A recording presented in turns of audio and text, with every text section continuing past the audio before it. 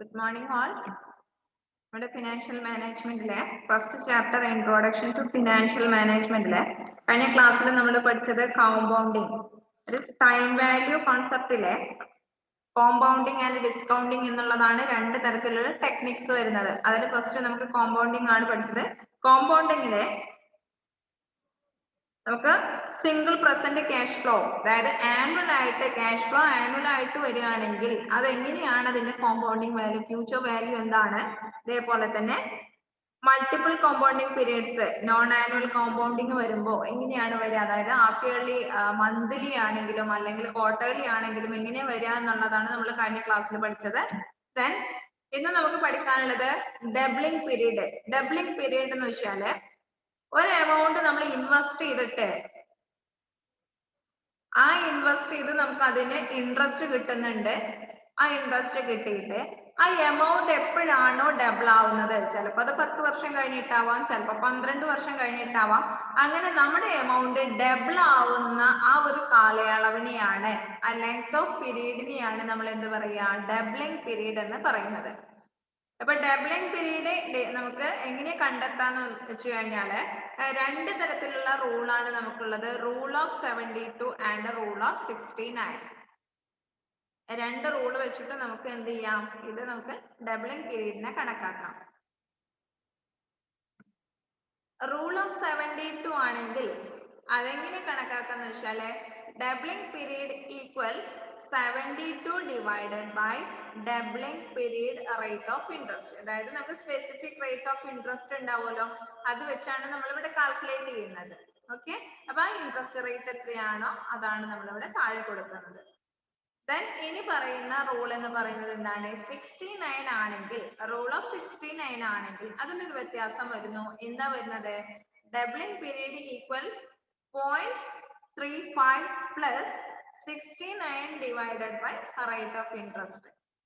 ഇത്രയാണ് നമുക്ക് rate of interest വരുന്നത്. അത് നമ്മളിവിടെ എഴുതും. ഒരു എക്സാമ്പിൾ നോക്കാം.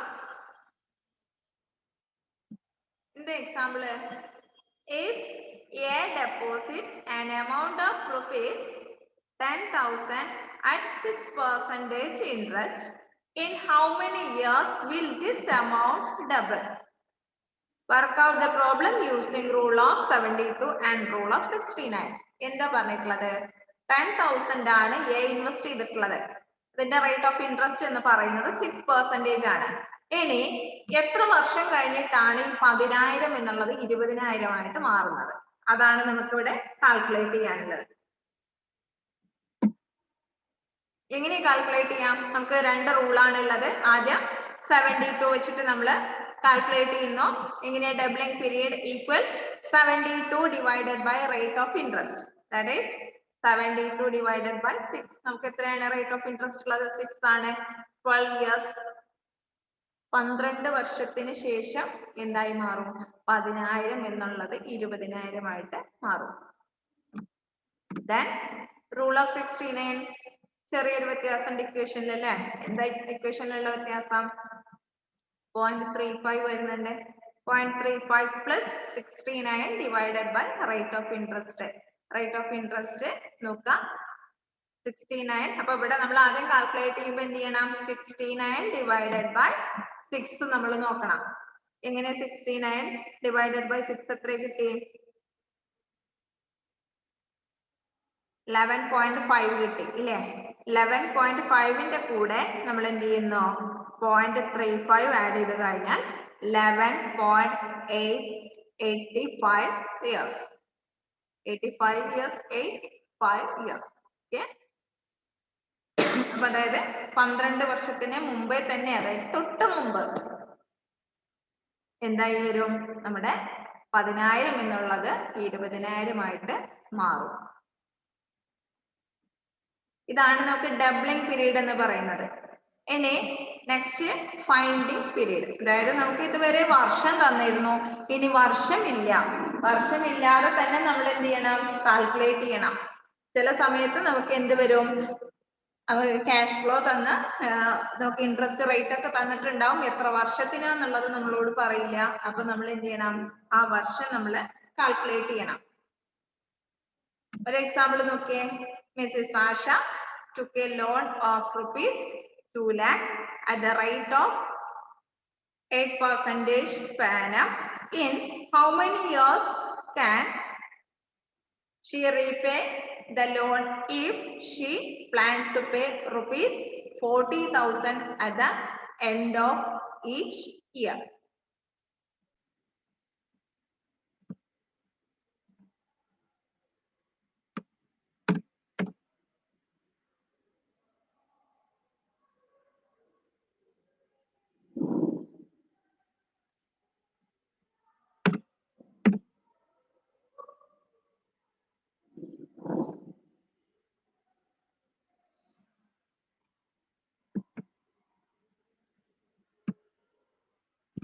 Okay. Let us first find the present value interest factor of an annuity for period and at a rate I. ഇവിടെ നോക്കിയേ PVIFA. ഇതെന്താണ്? Present value interest factor of an annuity. അതാണ് PVIFA. അതായത് എന്ത് ചെയ്യാണ്? പ്രസന്റ് വാല്യൂ നമ്മൾ കണക്കാക്കുകയാണ്. നമ്മൾ ഇതുവരെ ഫ്യൂച്ചർ വാല്യൂ ആണ് നമ്മൾ പറഞ്ഞിരുന്നത്. ആദ്യം നമ്മൾ എന്ത് ചെയ്യണേ? നമ്മുടെ പ്രസന്റ് വാല്യൂ ആദ്യം കണക്കാക്കണം. പ്രസന്റ് വാല്യൂ കണക്കാക്കുന്നത് എന്ത് വെച്ചിട്ടാണ്? I എന്ന് പറഞ്ഞിട്ടുള്ള ഇൻട്രസ്റ്റ് റേറ്റ് വെച്ചിട്ടാണ്. ഇൻട്രസ്റ്റ് റേറ്റ് എന്ന് പറയുന്നത് I ആണ്. Then for number of years n ആണ്. നമുക്ക് ഇവിടെ n ഒന്നും അറിയില്ല, I അറിയാം, n അറിയില്ല. എത്രയാണ്, എത്ര വർഷത്തേക്കാണ് എന്നുള്ളത് നമുക്ക് അറിയില്ല. Then നമ്മൾ എന്ത് ചെയ്യുന്നു? ഇവിടെ 2 lakh എന്ന് പറയുന്നത് 2 lakh ആണ് നമുക്ക് എന്തുള്ളത്? ലോൺ ഉള്ളത്. ലോൺ എന്ന് പറയുന്നത് എന്താണ്? 40,000 നമ്മൾ EMI കൊടുക്കുന്നുണ്ട് ഇല്ലേ? ഓരോ വർഷവും നമ്മൾ എന്ത് ചെയ്യുന്നുണ്ട്? നമ്മള് ഓരോ വർഷവും നമുക്ക് ആ ആശ എന്ത് ചെയ്യുന്നു? ലോണിലേക്ക് റീപേയ്മെന്റ് നടത്തുന്നത് 40,000 രൂപ വെച്ചിട്ടാണ്. അപ്പൊ എന്ന് തീരും? 40,000 വെച്ച് അടക്കുമ്പോ അതിന് ഇൻട്രസ്റ്റ് ഉണ്ട്. 40,000 2 വർഷത്തേക്കാണെങ്കിൽ നമുക്ക് എളുപ്പത്തിൽ നമുക്ക് കണക്കൂട്ടാം അല്ലെ? പക്ഷെ ഇവിടെ എന്താണ്? 40,000 ആണുള്ളത്, അതിന് ഇൻട്രസ്റ്റ് ഉണ്ട്, 2 വർഷം കവർ ചെയ്യണം. അപ്പൊ നമ്മൾ എന്ത് ചെയ്യാണ്? PVIFA, അതായത് present value interest factor of annuity 0.08 എന്താണ്? അതായത് നമുക്ക് ഇപ്പോൾ ഉള്ള എമൗണ്ടിന്റെ 8%. 8നെ നമ്മൾ ഡെസിമൽ ആക്കുന്നു. 8% എന്നുള്ളത് നമ്മൾ ഡെസിമൽ ആക്കി 0.08. നമ്പർ ഓഫ് ഇയേഴ്സ് അറിയില്ല, അതാണ് നമ്മൾ കണക്കാക്കേണ്ടത്. എത്ര വർഷം കൊണ്ട് നമുക്ക് ആശയ്ക്ക് ഈ ലോണ് അടച്ചു തീർക്കാൻ പറ്റും എന്നുള്ളതാണ്. ദെൻ നമ്മൾ എന്ത് ചെയ്യാണ്? അതിന്റെ നമ്പർ ഓഫ് ഇയേഴ്സ് നമ്മൾ എങ്ങനെ കണക്കാക്കും? നമ്പർ ഓഫ് ഇയേഴ്സ് കണക്കാക്കുന്നത് എന്ത് ചെയ്യുന്നു? 2 ലക്ഷത്തിനെ 40,000 കൊണ്ട് ഡിവൈഡ് ചെയ്യുന്നു.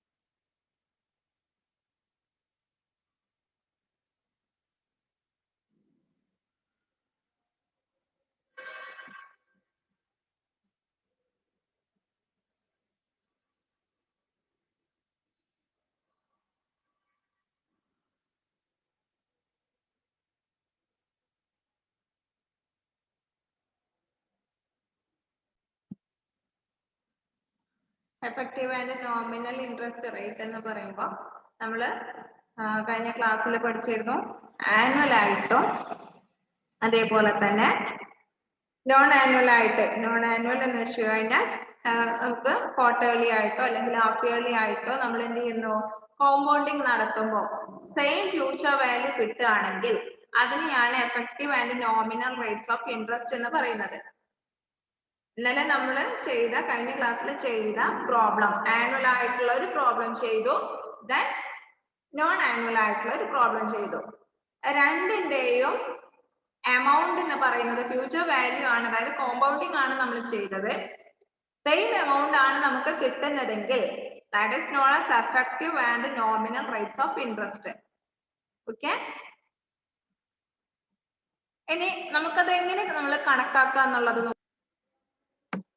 Effective interest rate equals 1 plus R divided by M all raised to M minus 1. ഇതാണ് നമുക്ക് effective interest rate നമുക്ക് കിട്ടാനുള്ള equation. Effective interest rate എന്താണെന്നുള്ളത് നമ്മൾ ഇവിടെ പറഞ്ഞു. Interest is the annually compounded rate of interest that is equivalent to annual interest rate compounded more than once per year.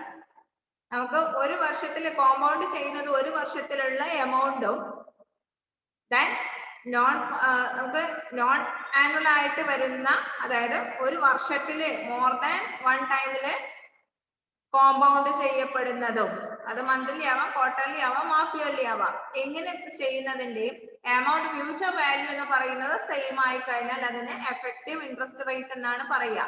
Effective rate of interest അല്ലെങ്കിൽ effective interest rate. ഇതില് ഈ IR എന്ന് പറയുന്നത് എന്താണ്? എഫക്റ്റീവ് ഇൻട്രസ്റ്റ് റേറ്റ് ആണ്. R എന്ന് പറയുന്നത് nominal rate of interest, സാധാരണ നമുക്ക് ക്വസ്റ്റ്യനിൽ തരുന്ന റേറ്റ് ഓഫ് ഇൻട്രസ്റ്റ് ആണ്. M എന്ന് പറയുന്നത് number of times compounding in is done in A year, അതായത് കോമ്പൗണ്ടിങ് നടത്തുന്നത് മന്ത്ലി ആണെങ്കിൽ 12 ആയിരിക്കും. M എന്ന് പറയുന്നത് ക്വാർട്ടർലി ആണെങ്കിൽ 4 ആയിരിക്കും, ഹാഫ് ഇയർലി ആണെങ്കിൽ 2 ആയിരിക്കും. അതൊക്കെ കഴിഞ്ഞ ക്ലാസ്സിൽ നമ്മൾ പറഞ്ഞതാണ്.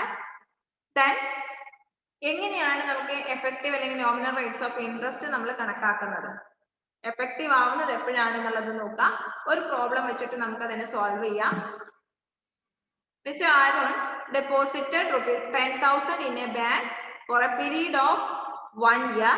The bank offers 2 options: to receive interest at 12% 5 per annum compounded quarterly, or to receive interest at 12.6 per annum compounded half yearly. Which option should be accepted? Mr. Arun എന്ത് ചെയ്തിട്ടുണ്ട്? 10,000 rupees ഒരു വർഷത്തേക്ക് ഒരു ബാങ്കിൽ ഡെപ്പോസിറ്റ് ചെയ്തിട്ടുണ്ട്. Bank offer ചെയ്യാണ്, അരുണിനോട് പറയാണ് 2 option ഉണ്ട്, 2 ഓപ്ഷനിൽ ഏത് വേണമെങ്കിലും അരുണിനെ അക്സെപ്റ്റ് ചെയ്യാം. ആദ്യത്തെ ഓപ്ഷൻ പറയുന്നത് എന്താണ്? 12.5% റേറ്റ് ഓഫ് ഇൻട്രസ്റ്റില് കോമ്പൗണ്ട് ചെയ്യുന്നത് ക്വാർട്ടർലി ആയിട്ട് ഒരു വർഷത്തിൽ 4 തവണ എന്ത് ചെയ്യും, കോമ്പൗണ്ട് ചെയ്യുന്ന എമൗണ്ട് വേണമെങ്കിൽ സ്വീകരിക്കാം. അങ്ങനെയുള്ള റേറ്റ് ഓഫ് ഇൻട്രസ്റ്റ് വേണമെങ്കിൽ എടുക്കാം. ഇവിടെ പറയുന്നത് 12.5 ആണ് ഇപ്പൊ എന്ത് ചെയ്യുന്നത്, ഇൻട്രസ്റ്റ് ഉള്ളത്. ആ ഇൻട്രസ്റ്റ് റേറ്റ് എങ്ങനെയായിരിക്കാം, കോമ്പൗണ്ട് ചെയ്യും. ക്വാർട്ടർലി അത് എന്തായി മാറും, കോമ്പൗണ്ട് ചെയ്യും. ഒന്നുകിൽ അത് എടുക്കാം, അല്ലെങ്കിൽ ഇൻട്രസ്റ്റ് റേറ്റിൽ വ്യത്യാസം വരുത്തി 12.6 ആക്കി. 12.6 കോമ്പൗണ്ട് ചെയ്യുന്നത് എങ്ങനെയായി, ഹാഫ് ഇയർലി ആയി. നേരത്തെ 15% വർഷത്തിൽ 4 പ്രാവശ്യം കോമ്പൗണ്ട് ചെയ്യുന്നു. ദെൻ 12.6 ആക്കി ഇൻട്രസ്റ്റ് റേറ്റ് 0.1 കൂട്ടി എന്ത് ചെയ്തു, കോമ്പൗണ്ട് ചെയ്യുന്നത് ഹാഫ് ഇയർലി ആക്കി, അതായത് വർഷത്തിൽ 2 പ്രാവശ്യം. അപ്പൊ മിസ്റ്റർ അരുൺ ഏത് ഓപ്ഷൻ ആക്സെപ്റ്റ് ചെയ്യും? ഏത് ഓപ്ഷൻ ആക്സെപ്റ്റ് ചെയ്യും എന്നുള്ളതിന് നമ്മൾ ആദ്യം എന്ത് ചെയ്യണം, നമ്മൾ എഫക്റ്റീവ് റേറ്റ് ഓഫ് ഇൻട്രസ്റ്റ് ഏതാന്നുള്ളത് നോക്കണം. എഫക്റ്റീവ് റേറ്റ് ഓഫ് ഇൻട്രസ്റ്റ് ഏതാണ്, അതിലെ ഹയർ റേറ്റ് ഏതാണ്, അത് മാത്രമേ അരുൺ എടുക്കുള്ളൂ. കാരണം എനിക്ക് ഇഷ്ടം എന്താണ്, ഞാൻ ഡെപ്പോസിറ്റ് ചെയ്യുന്നതെങ്കിൽ എനിക്ക് ഇഷ്ടം ഹൈ റേറ്റ് ഓഫ് ഇൻട്രസ്റ്റ് കിട്ടുന്നത് തന്നെയാണ് എനിക്ക് ഇഷ്ടം. അപ്പൊ എന്ത് ചെയ്യും, അരുണും ഏത് റേറ്റ് ഓഫ് ഇൻട്രസ്റ്റ് ആണ് എഫക്റ്റീവ് ആയിട്ട് വരുന്നത് അതാണ് എടുക്കുക. അപ്പൊ ആദ്യത്തെ ഓപ്ഷൻ നോക്കാം, ഓപ്ഷൻ 1 ആണ്. ഓപ്ഷൻ 1 എന്ത് ചെയ്യാണ്, 12% കോമ്പൗണ്ട് ചെയ്യുന്നത് ക്വാർട്ടർലി ആണ്. എഫക്റ്റീവ് റേറ്റ് ഓഫ് ഇൻട്രസ്റ്റ് നമ്മൾ എങ്ങനെ കാൽക്കുലേറ്റ് ചെയ്യും? ആദ്യം ഇക്വേഷൻ എഴുതാം. ഇക്വേഷൻ എഴുതിയിട്ട് നമ്മൾ എന്ത് ചെയ്യാം, ആ എമൗണ്ട് ഒക്കെ അതിൽ എഴുതി കൊടുക്കാം. എമൗണ്ട് എഴുതുമ്പോൾ നോക്കാം, ഇവിടെ 1 കോൺസ്റ്റന്റ് ആണ് പ്ലസ് ഉള്ള നമുക്ക് കിട്ടുന്ന റേറ്റ് ഓഫ് ഇൻട്രസ്റ്റ് എന്ന് പറയുന്നത് 12.5 ആണ്. 12.5 നമ്മൾ ഇനി പെർസെന്റേജ് ആക്കിയിട്ടില്ല, ഡെസിമൽ ആക്കിയിട്ട് നമ്മൾ എഴുതുന്നു 0.125 ഡിവൈഡഡ് ബൈ 4. എന്തുകൊണ്ട് ഇവിടെ 4 വന്നു? 4 വരാൻ കാരണം ക്വാർട്ടർലി ആണ് കോമ്പൗണ്ട് ചെയ്യുന്നത്, അതുകൊണ്ട് 4 എഴുതി. Then all raised to m, that is 4 minus 1, that is constant ആണ്, 1 constant ആണ്. ഓക്കെ, ഇനി ഇവിടെ ശ്രദ്ധിക്കേണ്ടത് എന്താന്ന് വെച്ച് കഴിഞ്ഞാല്, നിങ്ങൾ കാൽക്കുലേറ്റ് ചെയ്യുമ്പോൾ ഇനി വ്യത്യാസം വരാതിരിക്കാൻ വേണ്ടിയിട്ടാണ് ഞാൻ ആദ്യം തന്നെ പറയുന്നത്. ആദ്യം എന്ത് ചെയ്യണം, ആദ്യം നമുക്ക് ഇവിടെ ഡിവിഷൻ നടത്തണം. എങ്ങനെ ഡിവിഷൻ നടത്തുന്നത്? 0.125 ഡിവൈഡഡ് ബൈ 4. എത്ര ആൻസർ വന്നു? 0.03125. ദെൻ അതെന്ത് ചെയ്യുന്നു, 1ന്റെ കൂടെ നമ്മൾ ആഡ് ചെയ്യണം. കിട്ടിയ ആൻസറിനെ 1ഉമായിട്ട് നമ്മൾ ആഡ് ചെയ്യുന്നു. ആൻസർ 1.03125. ദെൻ എന്ത് ചെയ്യാം, all raised to 4 അല്ലേ വരുന്നത്, 4നെ നമ്മൾ കാൽക്കുലേറ്റ് ചെയ്യുമ്പോൾ നമുക്ക് കിട്ടുന്നത് 1.1309. അപ്പൊ നമുക്ക് ഇങ്ങനെ കിട്ടുമ്പോൾ ആൻസർ കിട്ടുമ്പോ ഒരു കാര്യം കൂടി നോക്കാനുണ്ട്. ഇനി നമുക്ക് എന്തും കൂടി ചെയ്യാണ്ട്, അപ്പൊ ഇതുവരെ ഉള്ളത് ചെയ്തു. ഇനി -1 ആണ്. കിട്ടിയ ആൻസറിൽ നിന്നും എന്ത് ചെയ്യാം, 1 മൈനസ് ചെയ്യാം. കിട്ടുന്ന ആൻസർ 0.1309. 3 ഡെസിമൽ പോയിന്റ് എടുത്താൽ മതി. 3 ഡെസിമൽ പോയിന്റ് എടുക്കുമ്പോൾ നമുക്ക് എത്ര കിട്ടുന്നത്? 0.130. ദെൻ നെക്സ്റ്റ് നമ്മൾ എന്ത് ചെയ്യണം, നെക്സ്റ്റ് ഡിജിറ്റ് എത്രയാണ്? 9 ആണ്. അപ്പൊ നമ്മൾ ഒന്ന് എന്ത് ചെയ്യും, ഒന്ന് ഇങ്ങോട്ട് കയറ്റിയിടും. അപ്പൊ എത്ര കിട്ടി? 0.131. ഓക്കെ, പോയിന്റ് എത്ര കിട്ടി? 131. നിങ്ങൾ കാൽക്കുലേറ്റർ എടുത്തിട്ട് ഇത് കൃത്യമായിട്ട് ചെയ്ത് നോക്കണേ. ഇത് നമ്മൾ ഡെസിമൽ പോയിന്റ് ഒഴിവാക്കിയിട്ടുള്ളത് മാത്രമേ എടുത്തിട്ടുള്ളൂ. അപ്പൊ നമുക്ക് 0.131 എന്ന് പറയുന്നത് എത്ര ശതമാനമാണ്? 13.1%. അതായത് ക്വാർട്ടർലി കോമ്പൗണ്ട് ചെയ്തപ്പോ ഓട്ടോമാറ്റിക് ആയിട്ട് എന്തായി മാറി? അതിന്റെ റേറ്റ് ഓഫ് ഇൻട്രസ്റ്റ് എന്ന് പറയുന്നത് 13.1% ആയിട്ട് മാറുന്നു. ഓക്കെ, അതായത് നമുക്ക് ആനുവലി 13.1%, then നമുക്ക് ക്വാർട്ടർലി 13.1% സെയിം എഫക്റ്റാ വരുന്നത്. ഓക്കെ, അതായത് ഇവിടെ നോക്കുക, 13.1ഉം 12.5ഉം ഇത് ക്വാർട്ടർലി കോമ്പൗണ്ട് ചെയ്യുന്നതാണെങ്കിലും ഈ എഫക്റ്റ് ആണ് വരുന്നത്.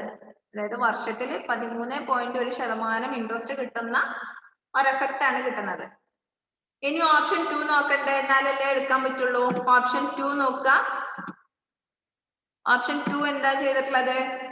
ഓപ്ഷൻ 2ല് നമ്മൾ നേരത്തെ ചെയ്ത പോലെ തന്നെ എന്ത് ചെയ്യാം, എമൗണ്ടുകളൊക്കെ നമ്മൾ എഴുതാം. എമൗണ്ട് എഴുതുമ്പോൾ ശ്രദ്ധിക്കേണ്ട കാര്യം, 1 ഇവിടെ നമുക്ക് എന്താ വന്നിട്ടുള്ളത്, റേറ്റ് ഓഫ് ഇൻട്രസ്റ്റിൽ വ്യത്യാസം വന്നു. നേരത്തെ 0.125 ആയിരുന്നു, ഇവിടെ 126 ആണ്. കോമ്പൗണ്ട് ചെയ്യുന്നതിൽ വ്യത്യാസം വന്നതുകൊണ്ട് m എന്ന് പറയുന്നത് ഹാഫ് ഇയർലി ആയതുകൊണ്ട് m എന്താണ്? 2 ആണ്. 2 പ്രാവശ്യം കോമ്പൗണ്ട് ചെയ്യുള്ളൂ. then all raised to 2 same, then -1. കിട്ടുന്ന ആൻസർ എന്താണ്? 1. അതെ, കൃത്യമായിട്ട് നോക്കാം. ആദ്യം എന്ത് ചെയ്യണം, 126നെ 2 കൊണ്ട് ഡിവൈഡ് ചെയ്യുക. കിട്ടുന്നത് 0.063 ആണ് കിട്ടുക. then അതിനെ നമ്മൾ എന്ത് ചെയ്യുന്നു, 1 കൊണ്ട് ആഡ് ചെയ്യാം 1.063 കിട്ടും. അതിനെന്ത് ചെയ്യുന്നു നമ്മള് 2 കൊണ്ട് അതിന്റെ സ്ക്വയർ കാണുന്നു 1.129 കിട്ടും. അതിൽ നിന്നും നമ്മൾ 1 മൈനസ് ചെയ്ത് കഴിഞ്ഞാൽ 0.129969 ഇങ്ങനെ ഒരു ആൻസർ ആയിരിക്കും നിങ്ങൾക്ക് കാൽക്കുലേറ്ററിൽ കിട്ടിയിട്ടുണ്ടാവുക. അപ്പൊ നമ്മൾ 3 ഡിജിറ്റ് മാത്രമേ എടുക്കുള്ളൂ. ആ 3 ഡിജിറ്റ് എടുക്കുമ്പോൾ എത്രയാണ് നമ്മൾ എടുത്തിട്ടുള്ളത് 129 ആണ്. നാലാമത്തെ ഡിജിറ്റ് 9 ആയതുകൊണ്ട് നമ്മൾ എന്ത് ചെയ്യുന്നു 130 ആക്കി മാറ്റുന്നു ഇല്ലേ 130 സോറി നമുക്ക് കിട്ടുന്നത് 129 നാലാമത്തെ ഡിജിറ്റ് 9 ആയതുകൊണ്ട് നമ്മൾ എന്ത് ചെയ്യുന്നു 130 ആക്കിയതിനെ നമ്മൾ ബാലൻസ് ചെയ്യുന്നു. ഓക്കെ അപ്പൊ കിട്ടുന്ന ആൻസർ എന്ന് പറയുന്നത് എത്രയാണ് 0.13 എന്ന് പറയുന്നത് പെർസെന്റേജ് ആക്കി കഴിഞ്ഞാൽ എത്ര കിട്ടും 13%. അപ്പൊ ഇവിടെ നമുക്ക് ഉള്ളത് എന്താണ്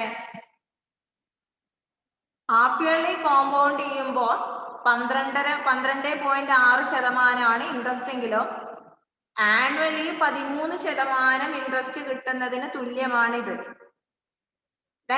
ഇനി ചെയ്യുന്നത് എന്താ നമുക്ക് ഇത് കണ്ടു കഴിഞ്ഞാൽ ആദ്യം 2 ഓപ്ഷനും കൂടി കമ്പയർ ചെയ്യാം.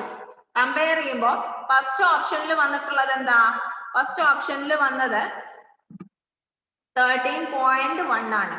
0.1 എവിടെ കൂടുതലുണ്ട് ഫസ്റ്റ് ഓപ്ഷനിൽ കൂടുതലുണ്ട് ഇല്ലേ ഫസ്റ്റ് ഓപ്ഷനിൽ അങ്ങനെ കൂടുതൽ ഉള്ളത് കൊണ്ട് അരുൺ ഏത് എടുക്കുള്ളൂ ഫസ്റ്റ് ഓപ്ഷൻ എടുക്കുള്ളൂ. പക്ഷെ നമുക്ക് ഇവിടെ നോർമൽ റേറ്റ് എന്ന് പറയുന്നത് നോർമൽ റേറ്റ് ഏതാ കൂടുതൽ സെക്കൻഡ് ഓപ്ഷനിലാണ് കൂടുതൽ ഇല്ലേ 0.1 അവിടെ കൂടുതലുള്ളത് സെക്കൻഡ് ഓപ്ഷനിലാണ്.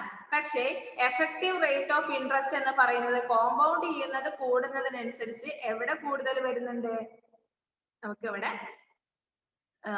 എഫക്റ്റീവ് റേറ്റ് ഓഫ് ഇൻട്രസ്റ്റിൽ വരുന്നുണ്ട്. അപ്പൊ അതുകൊണ്ട് ഇവിടെ അരുൺ എടുക്കുന്നത് ഏതായിരിക്കും ഫസ്റ്റ് ഓപ്ഷൻ ആയിരിക്കും എടുക്കുക. കാരണം എന്താ 13.1 ആണ് 13നേക്കാളും കൂടുതൽ വരുന്നത്. അപ്പൊ അരുൺ സെലക്ട് ചെയ്യുന്നത് ഏതായിരിക്കും ഫസ്റ്റ് ഓപ്ഷൻ ആയിരിക്കും. അപ്പൊ ഇങ്ങനെ ഒരു ക്വസ്റ്റ്യൻ കിട്ടിക്കഴിഞ്ഞാൽ ആദ്യം എന്ത് ചെയ്യണമെന്ന് വെച്ചാൽ എല്ലാം കമ്പയർ ഉണ്ട്. ചിലപ്പോൾ നിങ്ങൾക്ക് തരിക ഒരു 4 മാർക്കിന്റെ ക്വസ്റ്റ്യൻ ആണെങ്കിൽ 2 ഓപ്ഷൻ ആയിരിക്കില്ല 3 4 ഓപ്ഷൻ തരും. ഓപ്ഷൻ തരുമ്പോൾ കൃത്യമായിട്ട് അത് ചെയ്യുക. കൃത്യമായിട്ട് ചെയ്യുമ്പോൾ ഹാഫ് ഇയർലി ആണോ ക്വാർട്ടർലി ആണോ മന്ത്ലി ആണോ എന്നുള്ളത് ചെക്ക് ചെയ്യുക. കാരണം 3 ഓപ്ഷനേ നമുക്കുള്ളൂ.